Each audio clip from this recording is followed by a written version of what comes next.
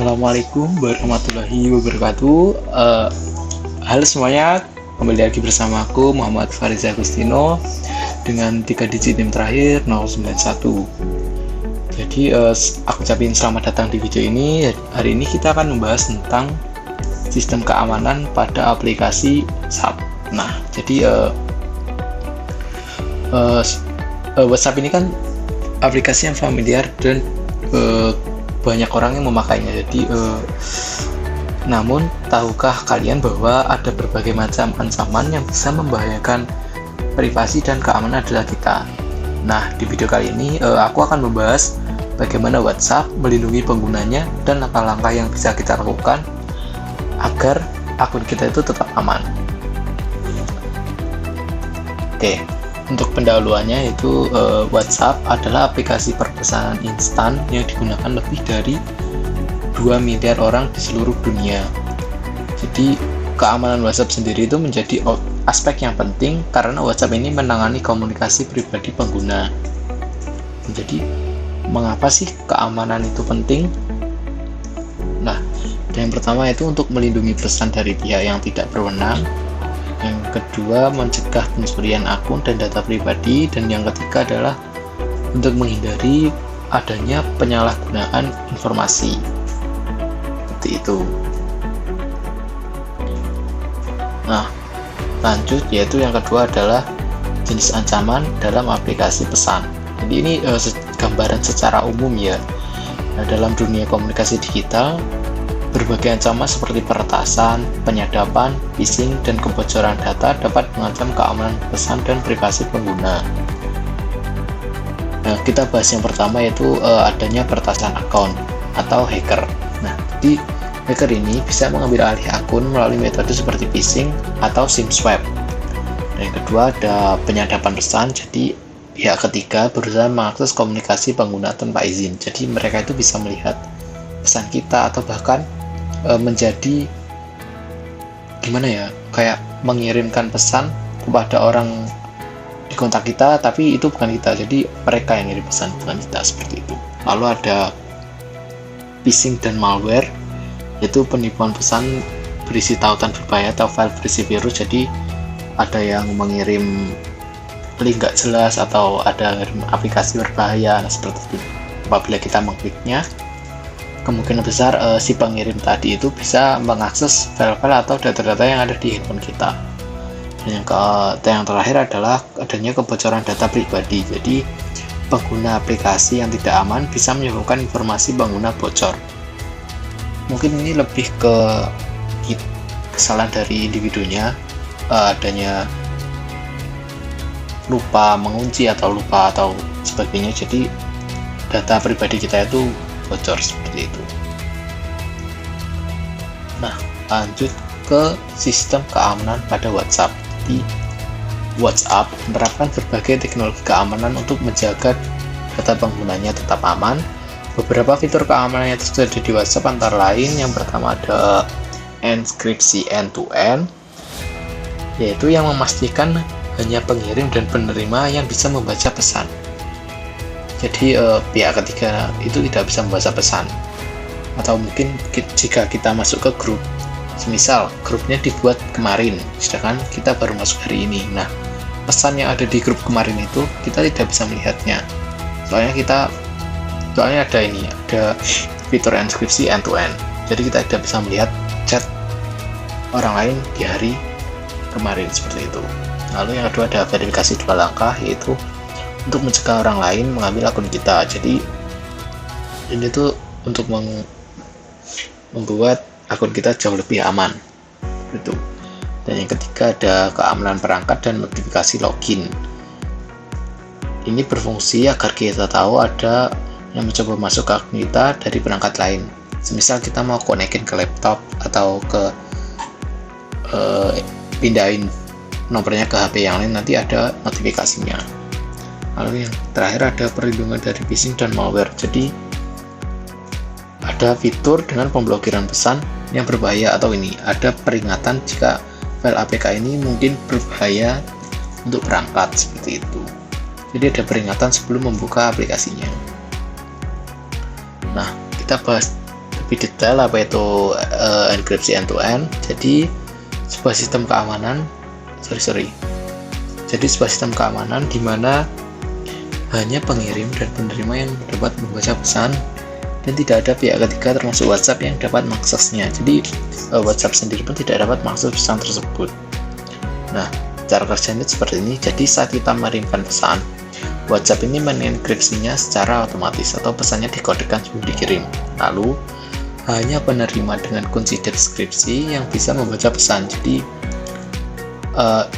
orang yang kita kirim pesannya aja yang bisa membaca pesan tersebut, orang lain tidak akan bisa membacanya.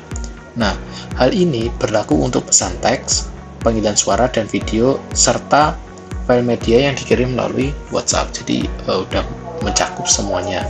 Dengan enkripsi ini, komunikasi kita tetap aman dan terlindungi dari penyadapan.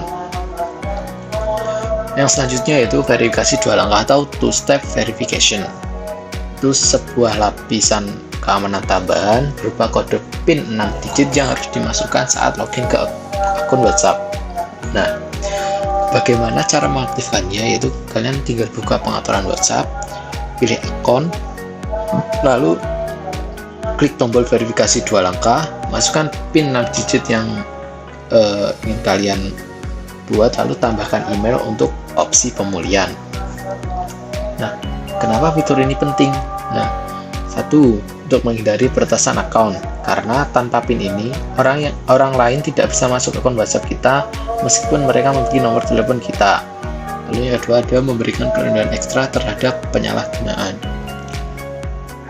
Jadi adanya fitur ini itu membuat akun kita 2 kali lebih aman. Jadi ada dua perlindungan seperti itu. Selanjutnya untuk fitur keamanan tambahan ada 4 ya di sini. Seperti yang pertama itu verifikasi OTP. Jadi setiap kali login ke perangkat baru, pengguna harus memasukkan kode OTP yang dikirim ke nomor telepon. Jadi misalnya aku mau login ke laptop, nah kan men-scan QR code atau bisa mengirim lewat kode OTP. Nah, itu nanti pesannya itu akan dikirimkan ke nomor telepon kita. Yang kedua ada kunci sidik jari atau Face ID. Jadi membutuhkan autentikasi biometrik untuk membuka WhatsApp. Ini bisa disetting di pengaturan. Jadi setiap kali kita mau membuka WhatsApp itu ada opsi untuk biometrik atau menggunakan Face ID seperti itu. Yang ketiga ada pesan sementara atau disappearing message. Jadi pesan otomatis terhapus setelah waktu tertentu, 24 jam, 7 hari atau 90 hari. Jadi di WhatsApp ini ada fitur pesan sementara. Nanti apabila kita mengaktifkan fitur pesan ini, pesan kita terhadap orang yang kita kirim itu akan otomatis hilang setelah periode tertentu. Bisa diatur mau 24 jam, 7 hari ataupun 90 hari. Dan yang terakhir ada notifikasi perangkat baru. WhatsApp memberitahu jika akun digunakan di perangkat lain. Nah, seperti yang tadi, seperti yang verifikasi OTP ini. Jadi apabila kita sudah berhasil melakukan verifikasi OTP tersebut, nanti akan muncul notifikasi perangkat baru di handphone kita yang memberitahu jika akun ini digunakan di perangkat lain. Perangkatnya itu mungkin laptop atau HP lain, terserah seperti itu. Nah, untuk kebijakan privasi WhatsApp sendiri, jadi WhatsApp ini melindungi pesan dan panggilan yang dienkripsi end-to-end. Terus WhatsApp juga nomor telepon tidak membagikan nomor telepon ke pihak lain, dan juga tidak ada akses ke pesan oleh WhatsApp atau Meta. Jadi WhatsApp ini tidak ikut campur dengan urusan pesan kita.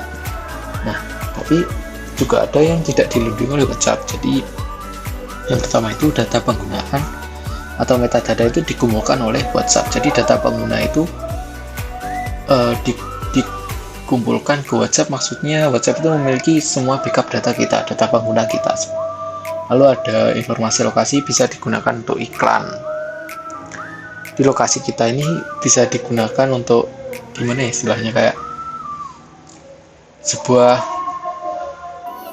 pointer untuk menyebarkan iklan dari WhatsApp tersebut. Jadi kita sebagai point poin-poin untuk menyebarkan suatu iklan. Dan yang terakhir adalah pesan yang di backup ke cloud tidak selalu terenkripsi. Jadi apabila kita melakukan cadangan pesan itu tidak selalu terenkripsi. Jadi ada kemungkinan orang lain itu bisa melihat pesan tersebut.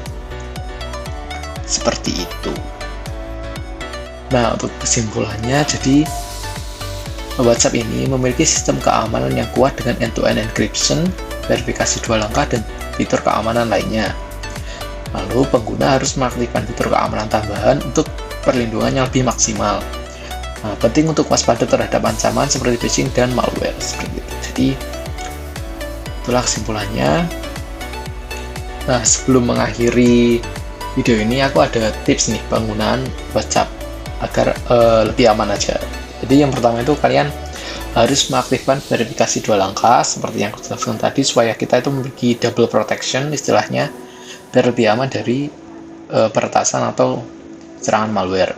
Lalu jangan pernah membagikan kode OTP kepada siapapun, karena siapapun yang memiliki kode OTP kita itu mereka bisa mengakses bebas ke dalam akses WhatsApp kita. Jadi istilahnya kita itu kena hack tapi secara terang-terangan seperti itu. Lalu gunakan kunci aplikasi dengan biometrik. Nah, jadi kita aktifkan dulu sistem kunci biometriknya, mungkin bisa dengan sidik jari ataupun Face ID. Supaya apa? Semisal semisal HP kita itu masih terbuka gitu. Nah, terus kita tinggal kemana nah, kan bisa aja teman kita atau orang terdekat itu bisa saja membuka WhatsApp tanpa ada perlindungan. Jadi mungkin mereka tuh bisa mengakses privasi atau mungkin pesan-pesan kita seperti itu. Dan yang terakhir itu untuk memblokir dan laporkan pesan yang mencurigakan. Nah, ini untuk kasus yang adanya link atau aplikasi yang mencurigakan. Itu kalian bisa langsung memblokir nomor yang mengirimkan link atau aplikasi yang mencurigakan tersebut kepada WhatsApp untuk ditindaklanjuti. Mungkin hukumannya sih nomor tersebut diblokir oleh pihak WhatsApp sendiri. Itu dia 4 tips aman menggunakan WhatsApp dariku. Nah, kita udah sampai di penghujung video. Aku ucapkan terima kasih kepada kalian yang sudah menonton dari awal sampai akhir. Apabila ada pertanyaan, silakan tanya di komentar. Assalamualaikum warahmatullahi wabarakatuh.